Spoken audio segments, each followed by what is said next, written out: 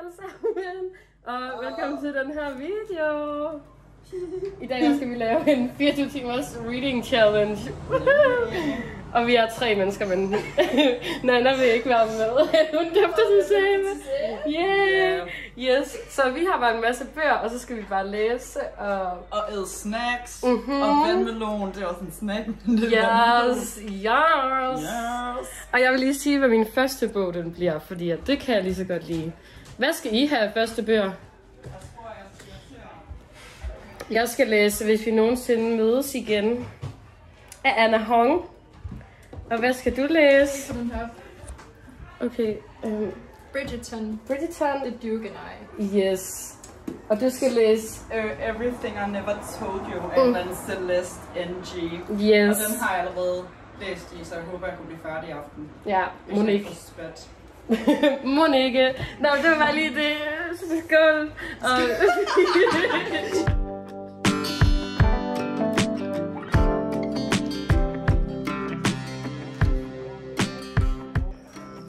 Hallo. Vi er cirka 1,5 time inde i The Challenge, og jeg er nået til side 62 i min bog. Og Nana, hun har skiftet bog. Yes. Ja, og Tilde, hun har skåret vandmeloner. Først, når man køber en god vandmelon.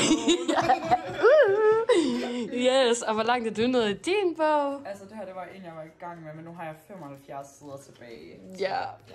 Dejligt. Lyset, det gør bare, at det ser... Kvaliteten er bare lækker. Chips. Men ja, vi læser bare... Okay. Whipper du lige? Okay.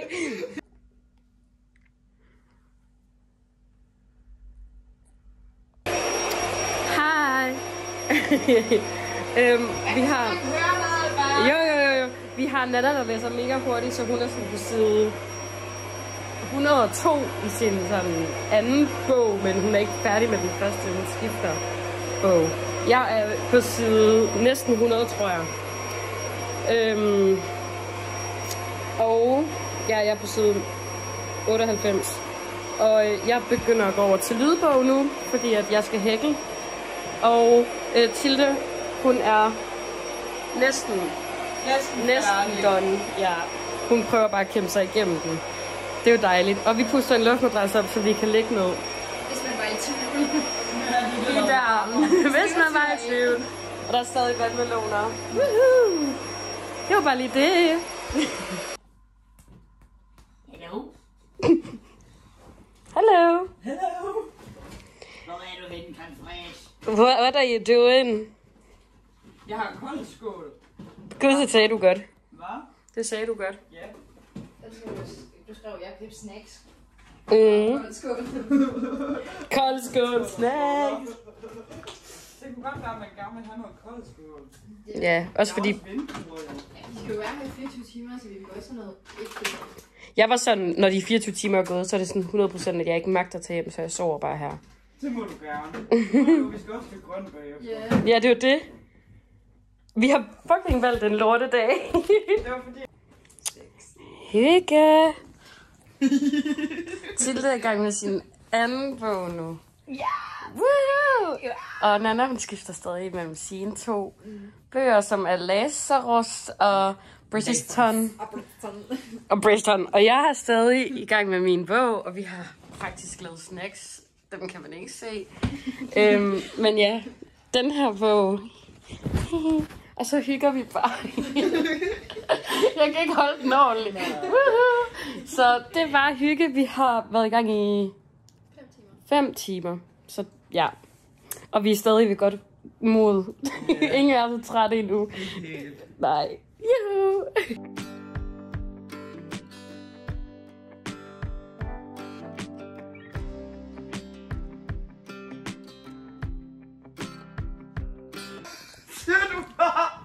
Hej. Og så blokker du.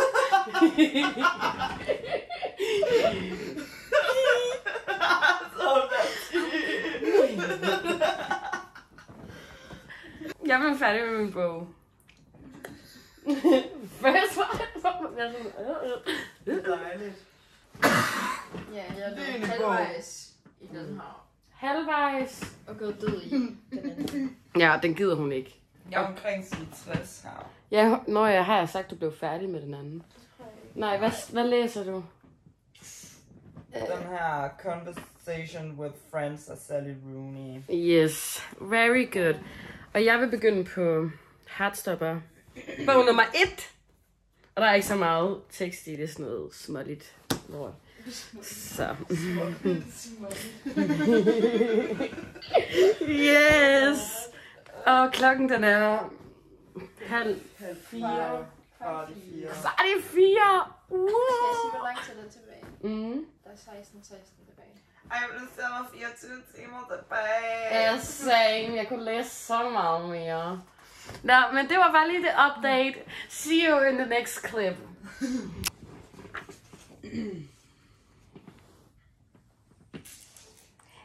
Hyggestunder med pigerne.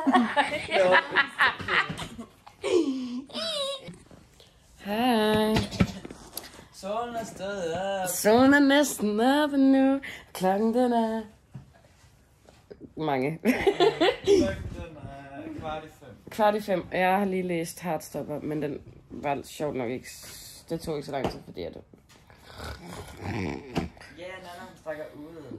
Yeah! Morgengymnastik. Morgengymnastik. Yeah! Oh yeah. Oh yeah. God. Oh my god. Jeg kan ikke komme. Jeg sidder fast i luftmadrassen. Skal jeg lige give dig, hvad hedder det? Stempel. Stempel hedder det et stempel. Det ved jeg ikke. Oh my Jeg er god. sulten lidt. Jeg er også lidt... Jeg tog sådan nogle af de der... Nej, de der... Min bror. Jeg tror, jeg vil have en bolle. En bolle? Jeg tror, jeg vil have en bolle. Ja. Jeg vil have en bolle. Og jeg glemmer meget, der stod på de her sider. Skal det ikke en bolle, eller bollen en del?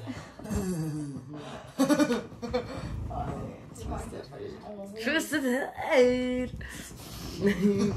Yeah. Yeah. 99, 95. Yeah. Love it. Hun er sådan en der. Og jeg synger den her, der det falder sammen. Prøv at se, jeg har fundet sådan et hul. Altså, Du er bare done. Jeg synger i den. Du synger. Det er kviksand. No. Jeg er et af cold bowl. A cold bowl. Ja. Fuck, det her køkken er bare lækkert. Og vi skal bare direkte til grøn, efter vi har sovet. Så den over, de har ved det her.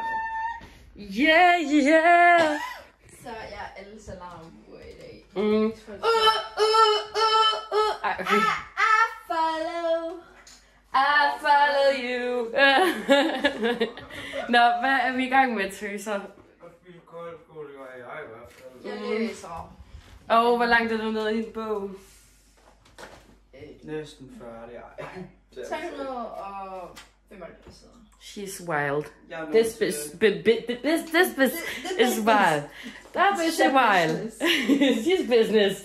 Okay. Jeg har nået til cirka side 130, så jeg er ikke Yes. så wild.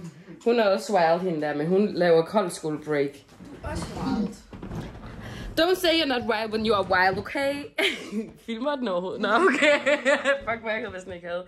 Nå, det er så bare madrassen. Nej, hvad det hedder faktisk sådan Ja. violently. Energidrikken gør ikke rigtig noget for os. Nana, hun har sovet i sådan 20 minutter. Ja. Ja. Og jeg er i gang med min tredje bog, som er... Hvad fanden hedder den? Jeg kan ikke huske, hvad den hedder. Jeg tror, den hedder Historien om A.J. Figurys liv. Ja. Fortællingen om A.J. Figurys liv. Og indtil videre der synes jeg ikke så meget om den, men jeg vil bare have den gjort færdig.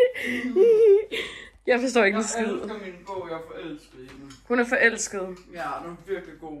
Sally Rooney, she's a queen. She's a queen. Yes. Okay, vi er trætte. Og vi har 12 timer og 42 minutter tilbage. Ifølge mit ur. Så det er jo dejligt. Ja, det var bare lige opdatering, okay? Kold. Yeah! Bliver du færdig med din? Ja. Oh my god. Nonna er færdig med sin ene bog, og du er gået i gang med British. Ja. Oh my god. Tror du kommer igennem den? Ja, så tror jeg nok bliver færdig med den. Ja. Ja, 10 timer nu. Tilde hun dør inde i sengen. I baggrunden, hvis man ikke går ud. Og jeg går i gang med... Skal du Twisted Hate? Jeg burde. Her bliver det Tilde-tøsen, der dør. Jeg har sovet i en time, tror jeg. Og jeg begynder at læse en krimi. Fordi jeg har læst lidt for meget romance, det kan jeg ikke overskue. Som hedder Mysteriet i Genbrusen. Og det er en dansk forfatter, der hedder Anna Grue. Så. Og hvad er du? Du er Harry Potter. Ja. Hvad er den? And the Order of the Phoenix. Yes. Fordi at hun synes simpelthen, at den anden bog var for god til at sidde og læse i. Ja, det skal ikke wastes. Jeg skal være sådan klar i hovedet, når jeg læser. Nemlig. Ja.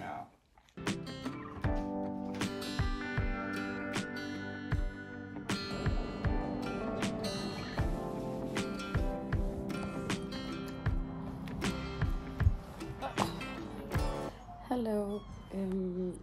Tøserne, de sover lige nu, og jeg er stadig i gang med at læse. Vi har 6 timer tilbage af det her We Are The Thorn, så der er ikke så lang tid endnu. Jeg er ved kapitel 21 i min bog, og det er på min iPad, der er det side 100 et eller andet. Men jeg er ved kapitel 21 ud af 34. Nu kan jeg lige se 2 sekunder. 110. Jeg er på side 110 ud af 174. Så det er sådan meget godt. Men ja, jeg tror måske det bliver den sidste bog, jeg vil læse. Og så ved jeg ikke med tøserne, om de er gået helt koldt, eller om de bare vil læse igen, når de vågner. Det ser vi lidt på. Men ja, jeg ved ikke, om der er ikke så meget mere at sige. Det var bare lige sådan en hurtig opdatering.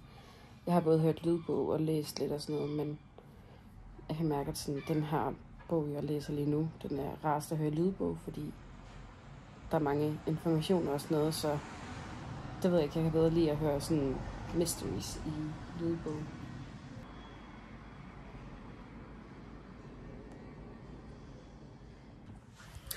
Hola, ¿cómo estás? Jeg blev færdig med, hvad hedder den?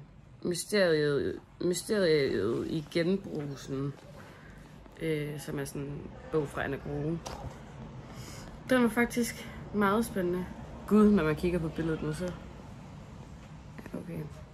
Så giver det mening. Den var faktisk virkelig god. Jeg giver den sådan omkring 4 stjerner-agtigt. Og jeg tror ikke rigtig, at jeg sådan er gået igennem, hvad jeg har givet dem, jeg har læst af stjerner. Men den første, det var, hvis vi nogensinde mødes igen, af Anna Hong. Og den var sådan lidt, den har jeg givet 3 stjerner. Så læste jeg Heartstopper. Den har jeg givet 4 stjerner. Kan man høre mig? Hallo? Hallo? Nå. Og så har jeg læst... Hvad fanden har jeg læst? Nå ja. The Storied Life of A.J. Figure. Og den der...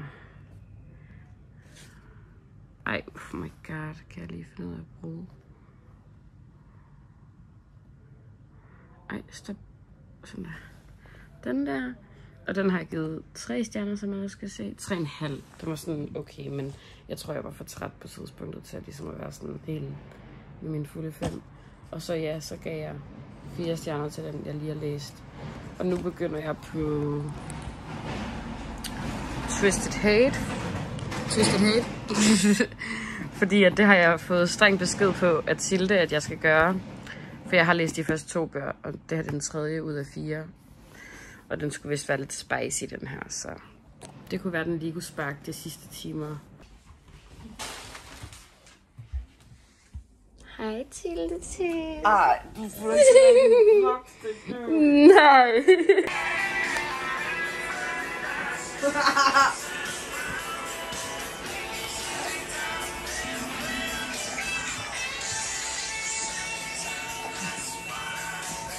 I want my mullet back. I want my mullet back.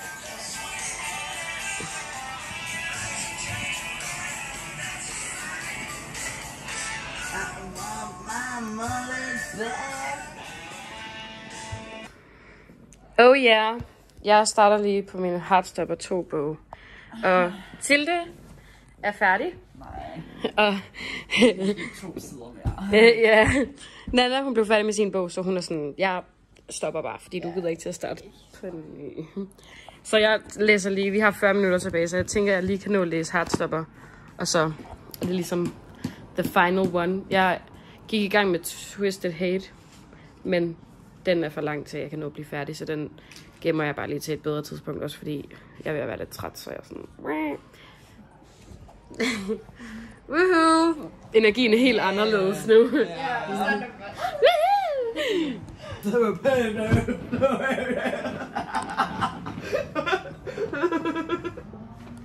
Oh yeah! Nå, nu ringer hendes. Det er slut på et finale. Jeg mangler min. Så er jeg blevet færdig med Heartstopper bog 2. Ej, Lige, ja, lige inden uret ringer. Sådan lige om lidt. Vil I være med til afslutningen? Ja. Vi skal være sådan helt way om 5, 4, ja, 3, 2, 1.